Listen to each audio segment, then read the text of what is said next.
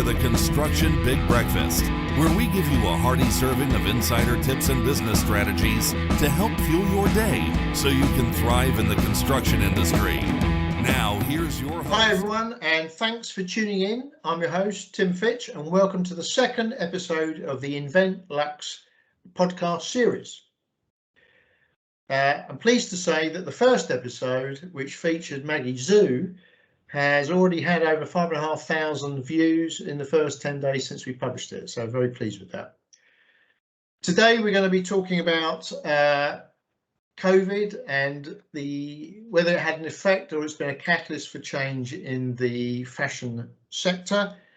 And to help discuss that I can't discuss it on my own. So my guest today is Boaz David, who's a very good friend of Invennt.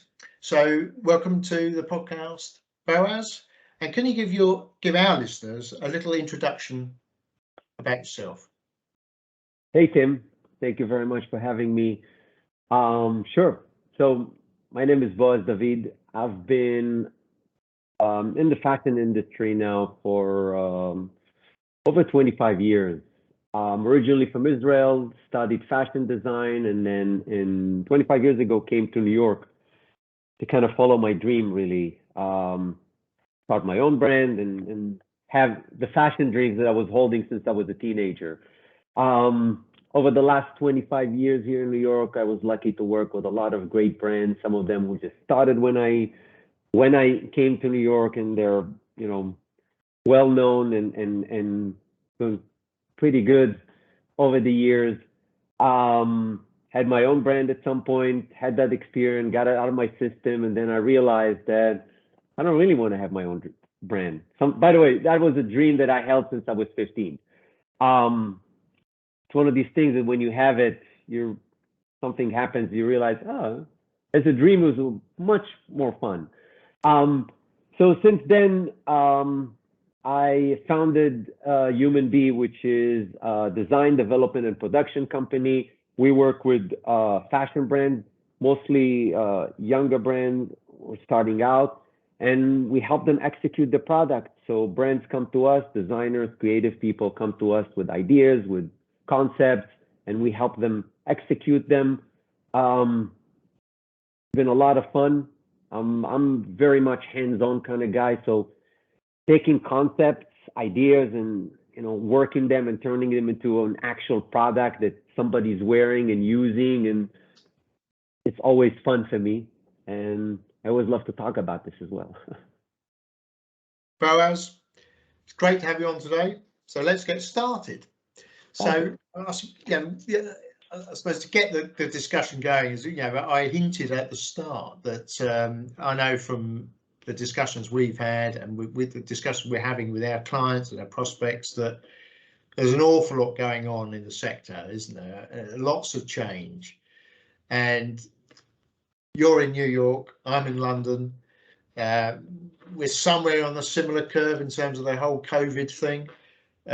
Hopefully on the way out of it. I know both of our kids are back, all of our children are back at school, and the traveling into town every day seems to be not getting back to normal. But some things are never going to go back to the way they were.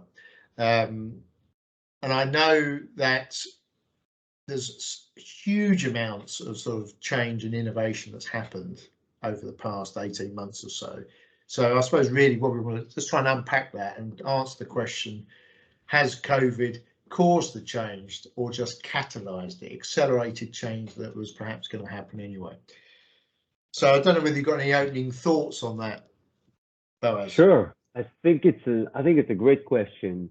And I'll tell you this, when COVID started, one of the mottos that I adopted was that crises equal opportunities. Because when you look at crises in the world around in any times, not necessarily something specific, but any crisis basically shuffles everything and opens the doors, create gaps for new opportunities. Looking at our industry, I can tell you this. for at least 10 years, if not more, the industry was stuck in a place that didn't work very well for a lot of reasons.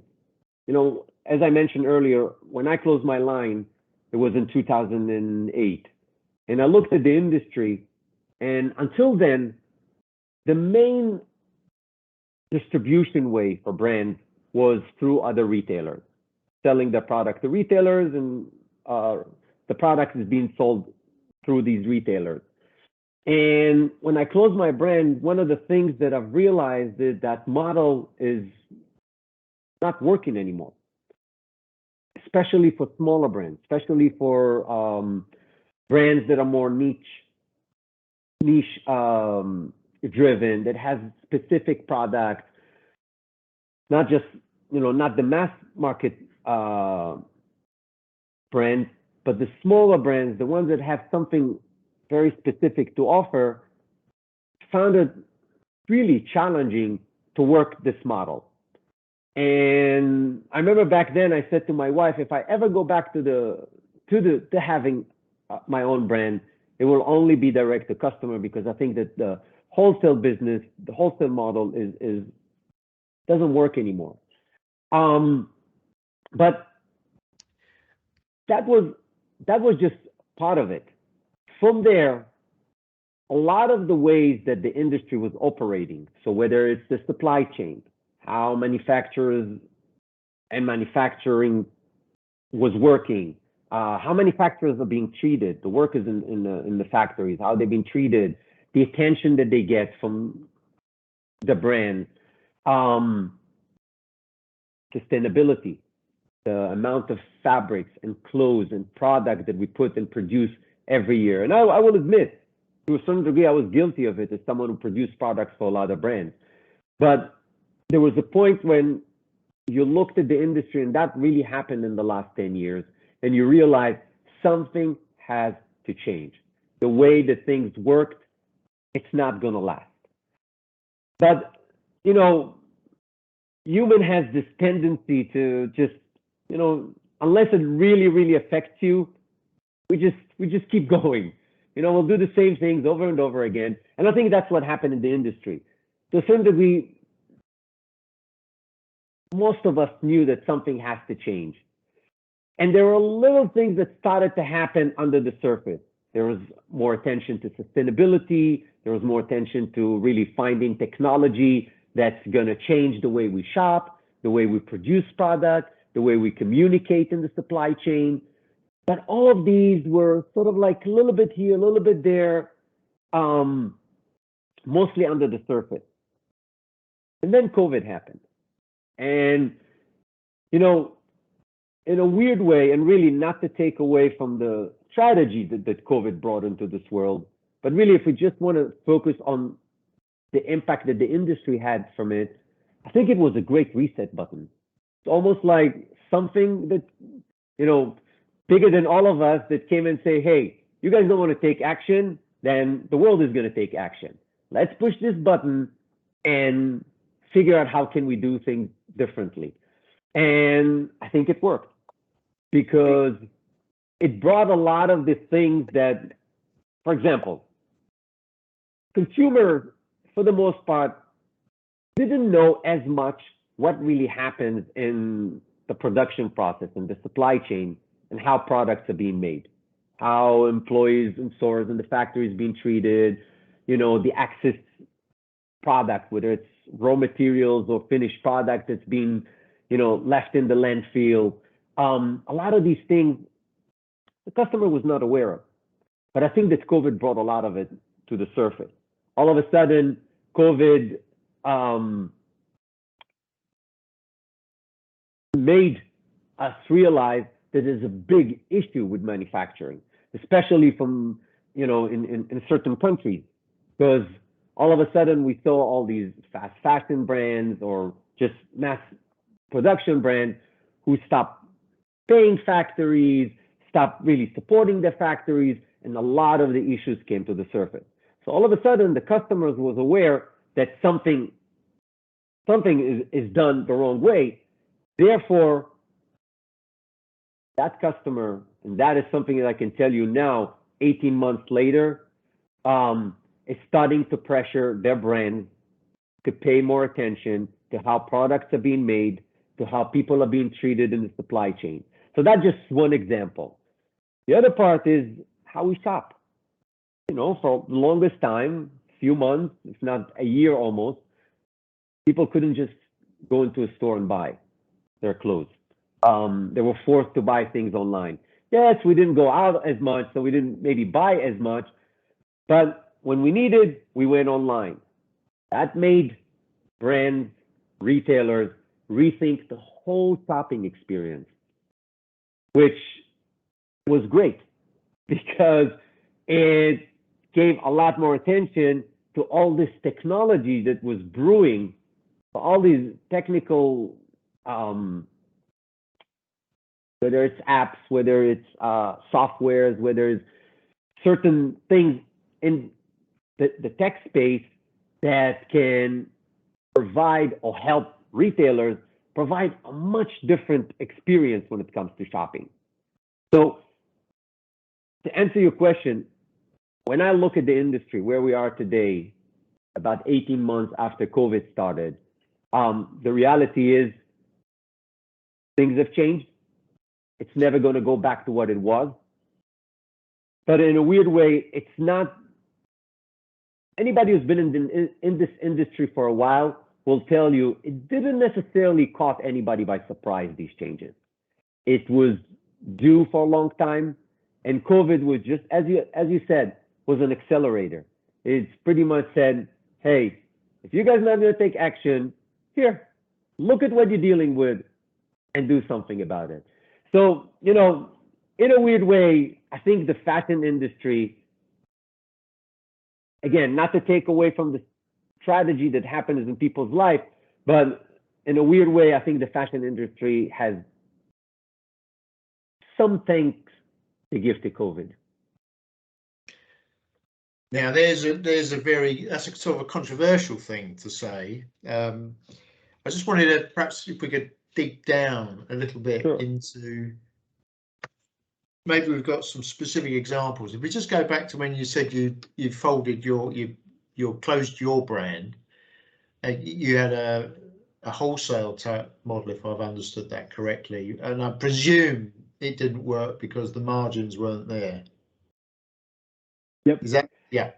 So if you're a designer producer, your distribution was via shops in the traditional sense. So what happened is, you know, as a young brand, if your main source of distribution is to other retailers, then your business is dependent on these retailers. You're dependent on them buying your product. You're depending on them to communicate and show the product the right way to the customers and selling the product. You're also depending on them to get feedback on whether the product works, what doesn't, what they should do more of, what they should stay away from. And from a retailer perspective, what started to happen, and especially with, you know, here in the US with 2008 and the whole financial issue that we had, crisis that we had, retailers stopped being adventurers. In other words, they started to look at their bottom line and realized, you know, I need to take less risks in my business, which means I want to go and buy the brands that I know I've been selling. I know my customer is going to buy. These brands are around. They're solid. I can count on them. I'm not taking any risk from them. I'll put the young designers on hold for a little bit. Or maybe I'll really just touch a little bit, not really go and dive into it. So what happens is that a lot of the small to mid-size brands, and in many price points, you know, whether it's high level in luxury product or contemporary product, didn't get as much attention from retailers. Retailers would just see a new line and say, you know what, let's wait and see what happens with you before we're going to take a chance with you. So when I looked at this back then and experienced this as well in my brand, I've realized, it doesn't really matter much. My hands are tied, because that is the only way, or the main way, that I can build business. But sort of around that time, what starts to happen is that online shopping started to grow. It wasn't there yet, but you could see that this is a direction that brands can start to take. It was still in its infancy, so building a brand based or selling only direct to customer was still a little bit challenging. But the other part with that is that smaller brands, and you mentioned it, when they sell to other retailers, they take a hit on their margins. To begin with, their production and the quantities are small, production costs are high. So to begin with, their cost is quite high. The development cost is very high. I mean, it's something that we know very well. It takes a lot of time, it takes a lot of effort. There's a big investment, something that, by the way, the consumers most times are not aware of what really goes into making a product, developing a design from scratch. So these brands that I've seen around, which I was one of them at that point, invest a lot into creating product. And when they sell, there's not enough meat on the bones to actually sell this. On the other hand, looking at the direct to customer, all of a sudden there's a whole different view there, because these brands could cut out the middleman, which is the retailers, and sell directly to customer. The choice could be, hey, I can make more margins here, or I can maybe sell at a more reasonable price if I want to do that, but I have more choices now to work with. And it's the other part is, and that's the part that I think is crucial, is that in a way, brands are able now to take the power back into their own hands. They're not dependent on retailers. And I guess to take that other point you mentioned earlier, Boaz, is you've got more direct feedback, haven't you? Exactly. That's another great point. You're getting the feedback direct from the person who's wearing the garment. Exactly. So, and it's crucial, especially as you're starting out, or if you're a new brand, or even relatively new brand. You could be around for a couple of years, but you're really, the way for you to improve your products, the way for you to know what you should do next, what your customer wants from you, how to really address their needs, is to hear it from your customer. What would happen really with retailers is you don't necessarily get the right feedback from them. Retailers, they need the product to move in the first week or two when it hits the floor. If it doesn't move and they're not able to sell it,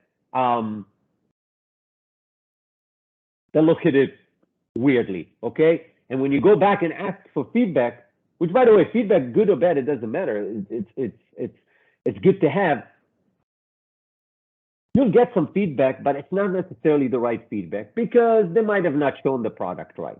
They might have not communicated the advantages of this product right to the customer. There's a lot of things that happens along the way there that the brand didn't have control over, or don't have control over, and all they know is that the store got the product, they didn't sell it, and I don't even know why it didn't sell. Now, when they're able to go direct to customer, first of all, they're able to build a relationship with the customer. They have that direct connection with the customer. They own that relationship, not the store own it, the brand own it. And to your point, now they can have a dialogue with the customer, ask what works, what doesn't, what the customer wants, and so on and so on, and really able to not just grow their business, but make the product fits much better for their customer, which to me is the key for a successful brand. Absolutely. I mean, so much so with garments and fashion, it's a B2C thing, really, isn't it? Whereas, of course, you're saying the original model was B2B. You're selling to a distribution outlet, and now it's much more intimate, isn't it? Sure. I mean, one of the other things you talked about right at the start, which is really resonated with me, is this whole thing around people become much more aware about the whole supply chain and sustainability and wanting the garment to be produced by people who are treated fairly. This element of which I suppose is part of the brand value now, isn't it? It requires more openness. It requires a lot more communication about things other than what the look and the feel of the thing is. It's another dimension of the brand, isn't it? Absolutely. So, one of the things about the industry that was sort of how it worked is that transparency was a bad word in a way. Brands never really want anybody to know how they produce, where they produce, how much they pay, what they do. It was all, everybody tried to keep everything as a secret. And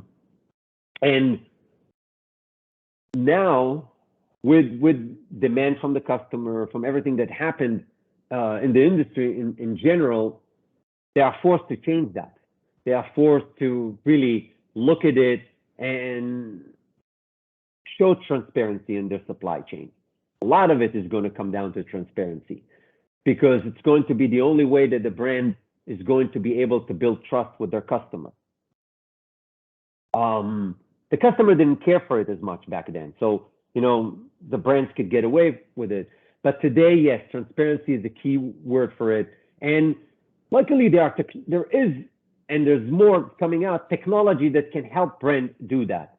So when we think about transparency, there's this one thing that you might have heard of it. It's called greenwashing. When brands will say that they do this or that on the sustainable space, where they might do something little here or take something that they do and just make a much bigger deal out of it for promotional reasons and so on, not necessarily that they actually devoted to it.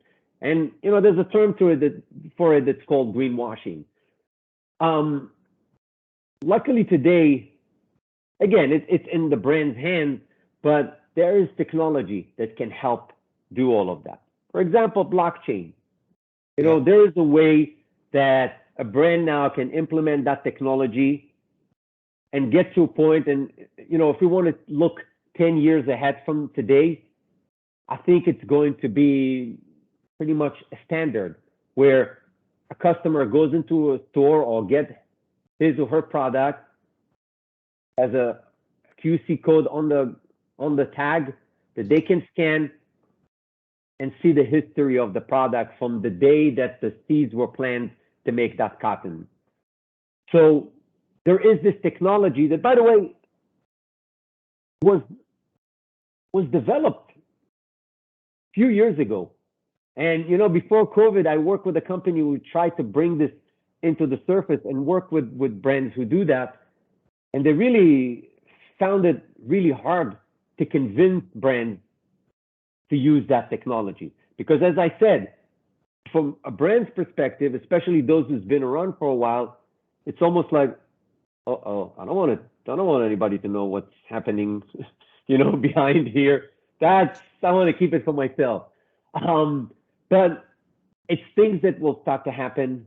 Just like you said, it's going to be part of the DNA of a brand. And I believe that, if we want to talk about or really look into the advantages that smaller brands, younger brands nowadays have, is that they can and will, I believe they will, the majority of them, will start to implement the transparency and the technology and the ways of doing things differently, with sustainability in mind, with really caring for the environment, caring for the people in the supply chain, and it becomes part of the DNA of the brand.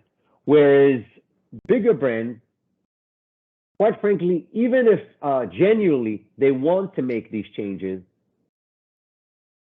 these are big machines.